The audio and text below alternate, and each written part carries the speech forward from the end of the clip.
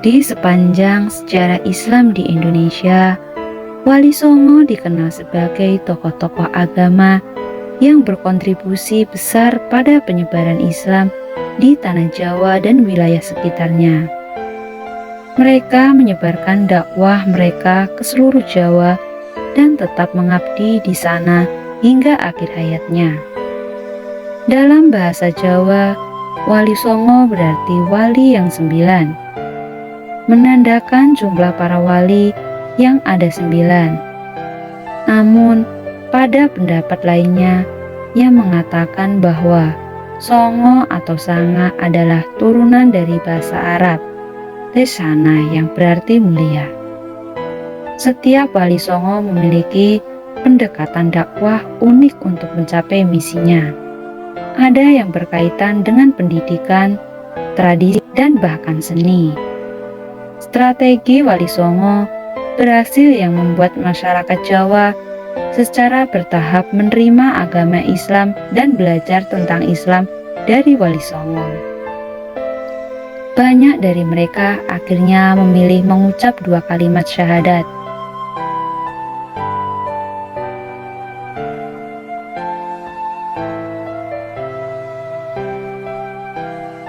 Di video ini kita akan mempelajari lebih lanjut tentang Wali Songo dan dakwahnya yang berdampak besar pada perkembangan Islam di Nusantara.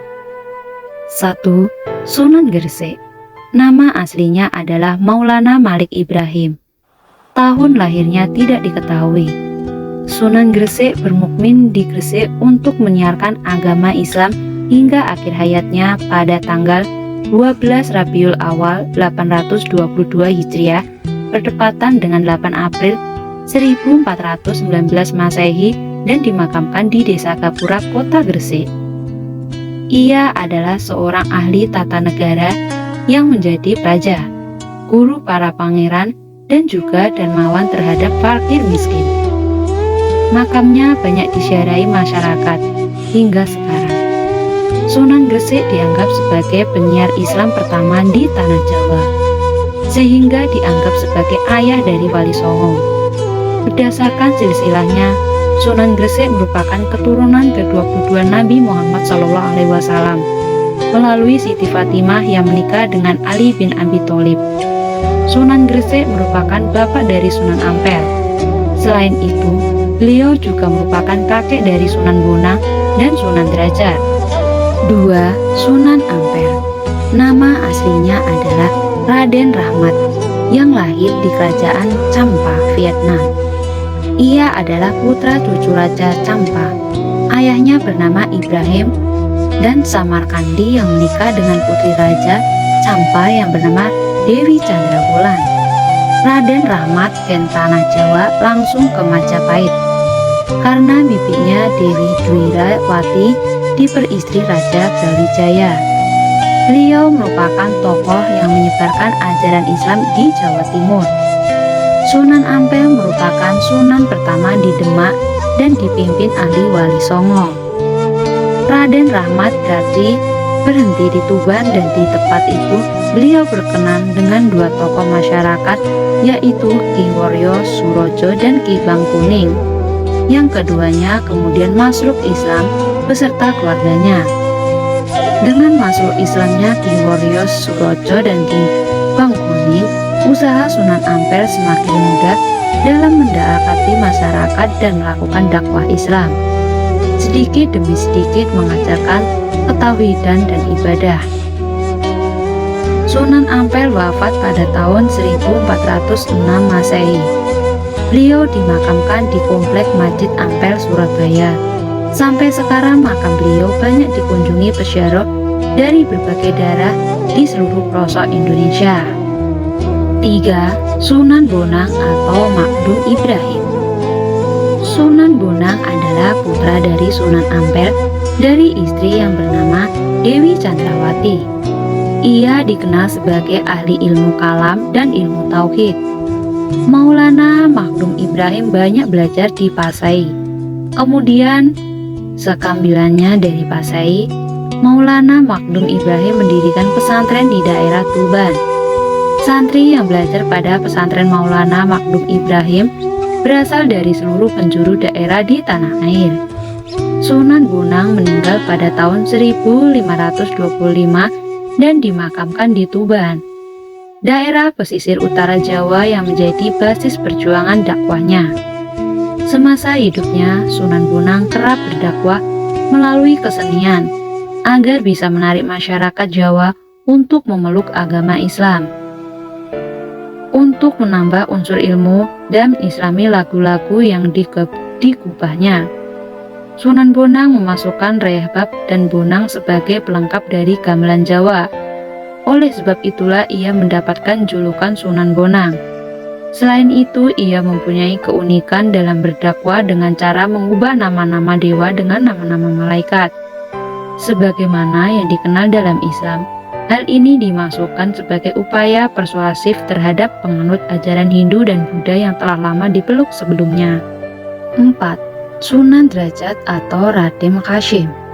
Selain Makdum Ibrahim atau Sunan Bonang, Raden Kasim yang juga putra dari Sunan Ampel dikenal oleh masyarakat di seluruh tanah air sebagai Sunan Derajat.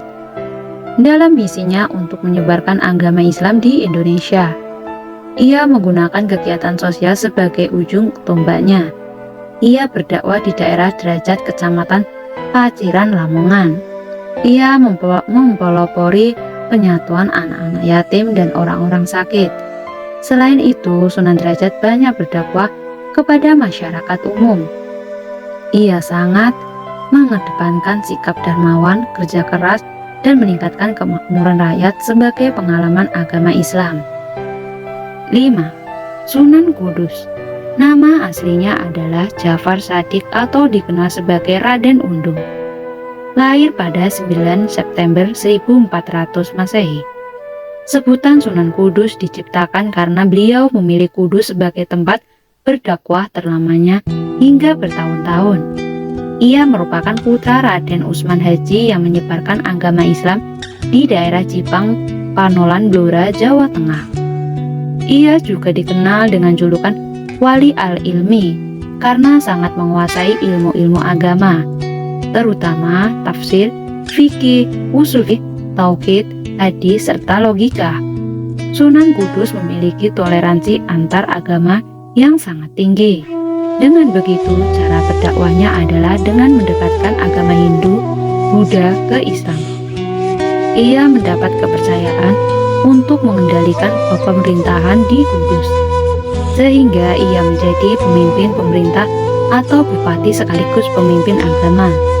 Sunan Kudus meninggal di Kudus pada tahun 1550. Makamnya berada di kompleks Masjid Menara Kudus. 6. Sunan Giri. Raden Paku. Sunan Giri yang bernama asli Raden Ainul Yakin merupakan putra dari Syekh Maulana Ishaq, murid Sunan Ampel, yang dikenal juga dengan Raden Paku. Beliau ditugaskan oleh Sunan Ampel untuk menyiarkan agama Islam di Blambangan. Sunan Giri pernah belajar di pesantren Ampel, Denta, lalu setelah dewasa melakukan perjalanan haji bersama Sunan Bonang. Ketika hendak melaksanakan ibadah haji bersama Sunan Bonang, keduanya menyempatkan singgah di Pasai untuk memperdalam ilmu keimanan dan tasawuf. Pada sebuah kisah diceritakan bahwa Raden Paku sebagai salah satu nama-nama Wali Songo bisa mencapai tingkatan ilmu laduni. Dengan prestasi tersebut, Raden Paku dikenal juga dengan panggilan Raden Ainul Yakin. Sunan Giri meninggal sekitar awal abad ke-16. Makam beliau ada di Bukit Giri, Gresik. 7. Sunan Kalijaga atau Raden Shahid. Sunan Kalijaga mempunyai nama kecil Raden Shahid. Beliau juga dijuluki Syekh Malaya. Ia adalah anak dari Adipati Tuban bernama Tumenggung Wilatika atau Raden Sahur. Agama Islam ia pelajari dari Sunan Bonang. Dari Sunan Bonanglah ia belajar menggunakan kesenian dan kebudayaan sebagai alat untuk menyebarkan agama Islam. Kesenian yang kerap ia gunakan untuk berdakwah adalah layang kulit dan tembang suluk. Banyak masyarakat yang mempercayai bahwa tembak suluk, lir ilir, dan gundul-gundul kacur adalah hasil karya Sunan Kalijaga. Sunan Kalijaga merupakan salah satu nama-nama Wali Songo yang asli orang Jawa. Sunan Kalijaga meninggal pada pertengahan abad dan makamnya ada di Desa Kalidaku, Kabupaten Demak, Jawa Tengah. 8. Sunan Muria atau Raden Umar Shahid. Raden Umar Shahid atau Sunan Muria adalah anak dari Sunan Kalijogo dengan Dewi Saro. Namanya Muria diperkirakan oleh masyarakat sekitar kota Kudus berasal dari nama gunung, yakni Gunung Muria. Gunung Muria itulah tempat di mana kini Sunan Muria dimakamkan. Ia dikenal sebagai Sunan Muria karena pusat dakwah dan bermukmin beliau di Bukit Muria. Dalam sejarah tidak diketahui secara praktis tahun meninggalnya, dan menurut perkiraan, Sunan Muria meninggal pada abad ke-16 dan dimakamkan di Bukit Muria, Kudus. Gaya dakwah Sunan Muria pada umumnya mengambil metode yang digunakan ayahnya, Sunan Kalijaga, yakni menggunakan kesenian. Namun, Sunan Muria lebih senang tinggal jauh dari hiruk-pikuk kota dan tinggal di daerah terpencil untuk menyebarkan agama. Ia juga turut mengajarkan cara bercocok tanam, jual beli, dan melaut kepada masyarakat rakyat jelita. 9. Sunan Gunung Jati, Syarif Hidayatullah. Sunan Gunung Jati yang memiliki nama asli Syarif Hidayatullah. Beliau banyak memberikan kontribusi dalam menyebarkan agama Islam di daerah Jawa Barat. Syarif Hidayatullah dikenal sebagai pendiri Kesultanan Cirebon dan Banten. Sunan Gunung Jati berasal dari Pasai. Sunan Gunung Jati adalah pendiri dinasti Kesultanan Banten yang dimulai dengan putranya, Sultan Maulana Hasanuddin, pada tahun 1527. Sunan Gunung Jati menyerang Sunda Kelapa di bawah kepemimpinan Panglima Perang Kesultanan Demak, Fathahillah. Ia merupakan sosok yang cerdas dan tekun dalam menuntut ilmu. Karena kesungguhannya, ia diizinkan ibunya untuk menuntut ilmu ke Mekah. Di sana, dia berguru pada Syekh Tajuddin Al-Qurtubi. Tak lama kemudian, ia melanjut ke Mesir dan berguru pada Syekh Muhammad Abdillah Al-Syahzili, ulama bernazhab Syafi'i di sana. Sunan Gunung Jati belajar tasawuf tarekat Syadziliyah. Sunan Gunung Jati wafat di Cirebon pada tahun 1570 dan usianya diperkirakan sekitar 80 tahun. Makamnya terdapat di Kompleks Pemakaman Bukir Septa Pangga di Gunung Jati, Desa Astana, Cirebon, Jawa Barat.